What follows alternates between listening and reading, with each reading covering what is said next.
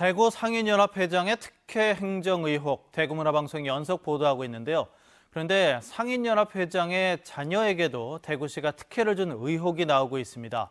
상인회장 자녀는 대구시 예산 수억 원으로 자기 사업을 했는데 해당 사업은 2년도 채 되지 않아 흐지부지 됐습니다. 양관희 기자가 취재했습니다. 대구 서문시장 상품을 사고 파는 스마트폰 앱입니다. 이 앱은 2017년 7월 만들어졌지만 지금까지 다운로드 건수는 1000건에 불과합니다.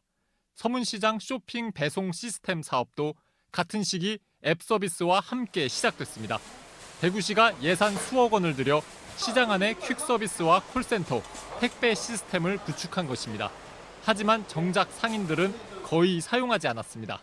기존 택배가 있기 때문에 별로 많지 않죠. 사업 주관은 대구전통시장 진흥재단이었지만 운영은 대구전통시장 협동조합이 맡았습니다. 그런데 당시 서문시장 상가연합회장이자 대구상인연합회장인 A씨가 이 협동조합의 이사장이었습니다. 운영 주체 선정을 위한 공모와 심사가 있던 2016년. 이 사업이 논의될 당시 A씨는 전국상인연합회 회장으로도 뽑혔습니다. 그 뒤 얼마 안 돼 A씨는 이 사업의 운영 주체로 선정됐습니다. 서문시장에서 제안한 것으로 알고 있습니다.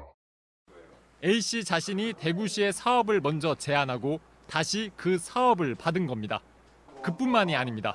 A씨는 자신의 딸을 사업본부장으로 채용했습니다.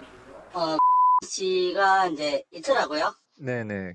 네, 이제 진행한 서류에 그 채용 공고 올려서 면접 보고 이제 최종 선정된 걸로 나오거든요.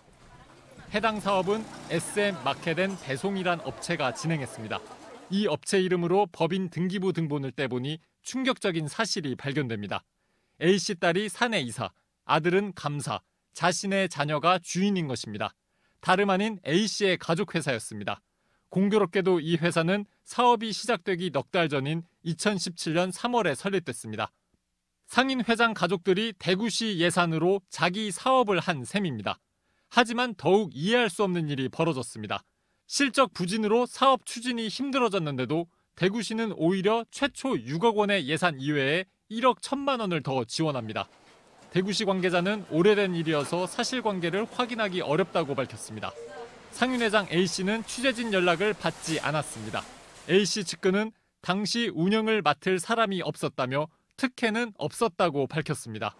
결국 이 업체는 2년을 넘기지 못하고 사업을 접고 말았습니다. 특혜 행정으로 안타까운 세금만 낭비했습니다. MBC 뉴스 양관입니다.